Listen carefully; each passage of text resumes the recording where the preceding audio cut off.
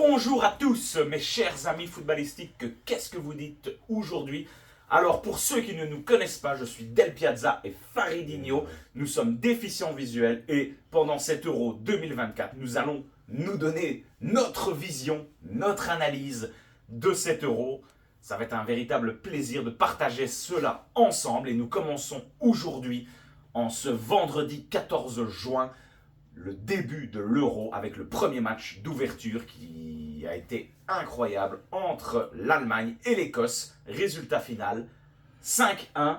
Faridinho, bonsoir et merci. Bonsoir à tous, bonsoir. Merci d'être là. Merci à vous de m'inviter encore. On va essayer de débriefer le plus de matchs possible pendant cet Euro. Oui. Et nous commençons ce soir avec le match d'ouverture. L'Allemagne 5-1. Une note sur 10 de ce match, qu'est-ce que vous en avez pensé? Sur le match en général, du coup, donc le match qu'on a regardé, je dirais un 7, un très bon 7, parce que bon, on a vu qu'une équipe aujourd'hui, mais très bon 7 quand même, voilà, parce que l'Allemagne est trop fort sur ce match, donc un très bon 7, voilà.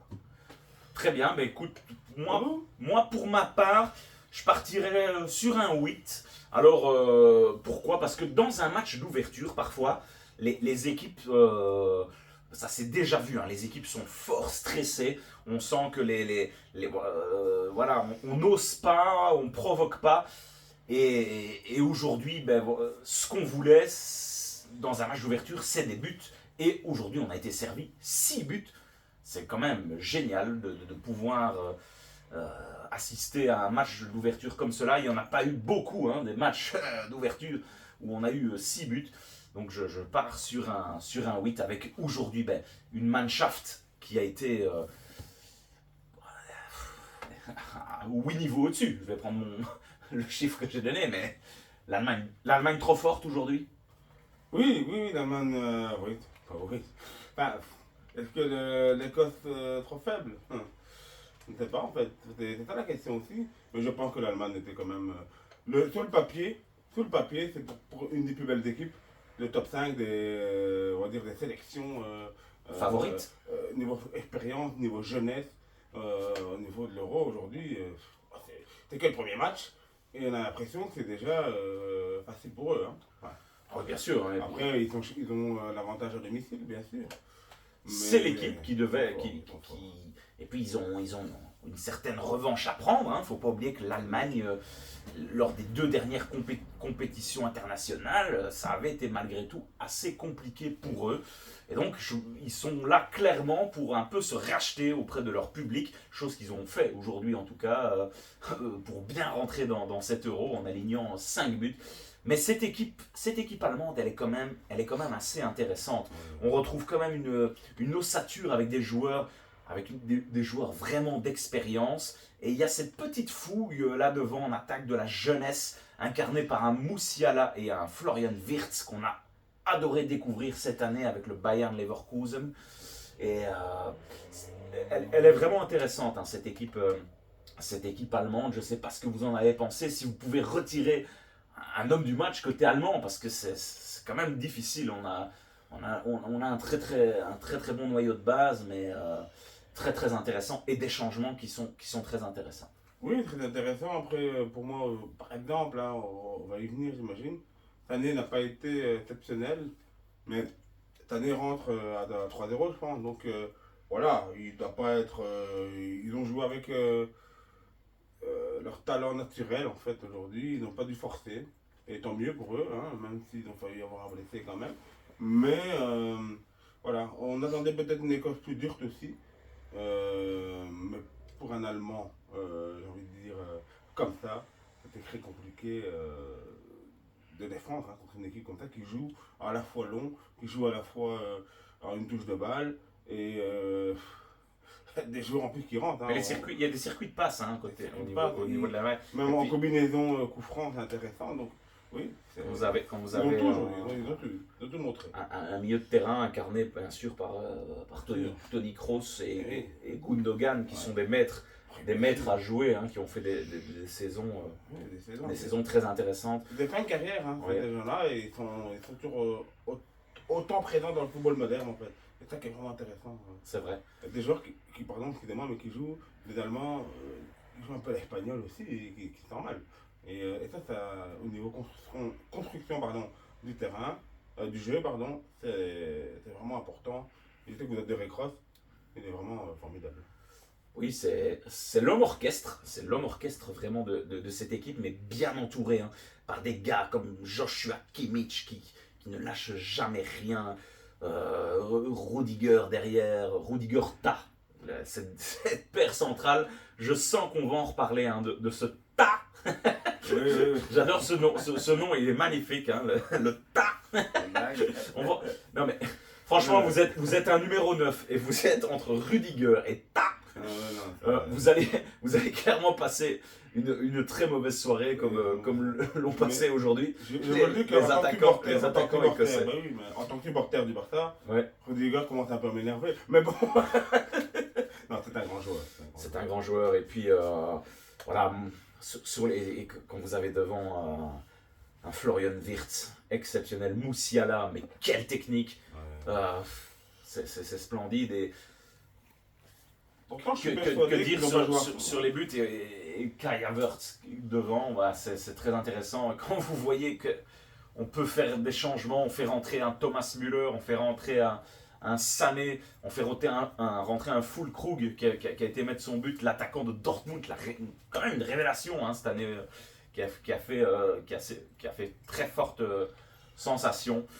Ouais, voilà, cette équipe allemande est vraiment intéressante, bien rodée, incarnée par un coach, hein, monsieur Julian Nagelsmann, qui est un jeune coach, effectivement, mais avec déjà beaucoup d'expérience, du haut niveau. Et il connaît beaucoup les joueurs qu'il a en équipe nationale. Et je pense que ça l'aide beaucoup. Il sait quoi faire, hein, cette équipe-là. Et on l'a senti dès le premier match. Après, attention, c'est un respect pour nos amis écossais, qui a été magnifique dans l'âme. Ils ont marqué un goal sur un autobut, de Rudiger quand même, comme par hasard. Évidemment, mais on a fêté ça quasi par une victoire, c'est déjà géré, mais vraiment, ils ont commencé à rechanter.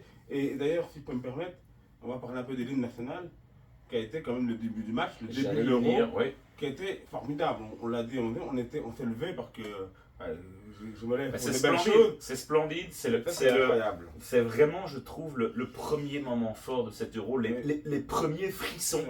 On a fait cet hymne chanté à l'unisson par les Écossais, c'était exceptionnel.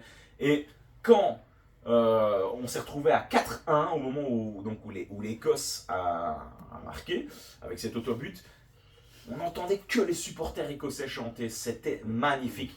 Gros coup de cœur. Contre l'Allemagne, à domicile, dans un match d'ouverture. Voilà, donc franchement, chapeau aux supporters écossais parce qu'ils ont mis. C'est ça la faveur des petites équipes.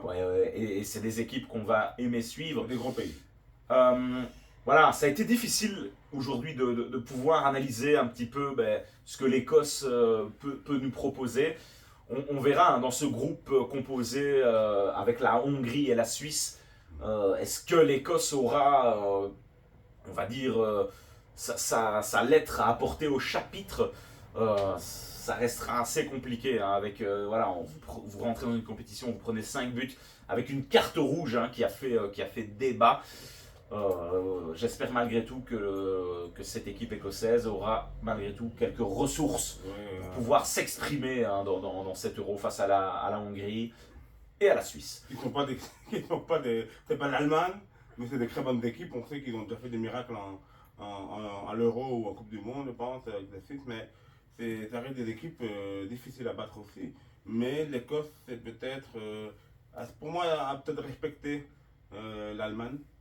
Et ils n'ont pas eu fond de jeu, malheureusement, on avait vu. En début de match, on peut débriefer un peu ce système de jeu écossais, qu'ils ont joué long au début. Très long. Et ça n'a jamais marché, finalement. Non, ils sont restés au début. La seule occasion, c'est de coups francs. C'était très timide. L'Allemagne a joué dans un fauteuil aujourd'hui. D'ailleurs, qui a dû rien faire. Le match n'a pas rencontré un goal. La seule chose qu'il a fait, c'est chercher le ballon dans le filet. Exactement, mais voilà, ça fait partie du football. Mais en tout cas, c'est un véritable plaisir de commencer avec ce match pour cette ouverture d'Euro 2024. On va essayer de suivre un maximum de matchs comme on l'a dit en début et bien entendu on va suivre intégralement le parcours des Diables Rouges. Ça c'est une évidence. Tout doucement terminer, l'Allemagne, vous les voyez aller jusqu'où? Ah, ouais, moi, je dirais, On se mouille? Allez, je me mouille et je dirais comme en 2006 en demi-finale. Oui. Éliminé par l'Italie. Je suis Mais je pense demi-finale. d'accord. Je suis assez d'accord avec Alors, ça. si peut- C'est minimum demi-finale. Là, On peut permettre, hein, on peut permettre de dire que en 2006, pour les plus jeunes, la Coupe du Monde s'est passée aussi en Allemagne. Et bien sûr, c'est l'histoire du coup de boule de Zidane que tout le monde sait. Ah oui. Donc voilà. Mais demi-finale pour moi, élimination par la Belgique. Voilà. Voilà, la suite n'appartient qu'à l'histoire. Quelle Mais histoire. en tout cas, mes chers amis footballistiques, n'hésitez pas à vous revenir en commentaire et nous dire selon vous ce que vous avez pensé de ce match d'ouverture. Est-ce que l'Allemagne, la Mannschaft, vous a fait une très très grosse impression aujourd'hui ou est-ce que l'Écosse était vraiment beaucoup en dessous du niveau d'un euro? On en discute en commentaire. Un dernier mot? Un tout dernier mot quand Oui. même. Je sais qu'on est quand même proche. Nous sommes le 14 juin, comme vous l'avez dit. Et je me permets, parce que bon, dans une petite demi-heure, mais peut-être quand on mettra la vidéo en ligne, ce sera quand même le 15 juin. Le 15 juin signifie le jour de votre naissance. Il paraît. Donc j'aurais aimé quand même, avant vos... On peut le dire l'âge 23 Allez-y, ans, allez-y. 23 ans, allez non. 33 ans, 33. vous souhaitez un joyeux anniversaire sur la page, donc vous la bise. Merci beaucoup. C'était un plaisir. Et bon anniversaire, monsieur de PADA. Merci beaucoup. Ça me touche vraiment de cette attention, monsieur Faridinho. Normal. On va se retrouver pour fêter tout ça Déjà demain, on se voit. Hein. pendant ce mois de juin. Et oui, on revient très très vite sur la chaîne de Del Piazza. Suivez-nous pendant toute cette Euro parce que nous allons passer le mois de juin et une partie du mois de juillet ensemble. Restez connectés. On se retrouve très vite sur la chaîne pour un Euro de folie. À bientôt les À amis. bientôt, au revoir.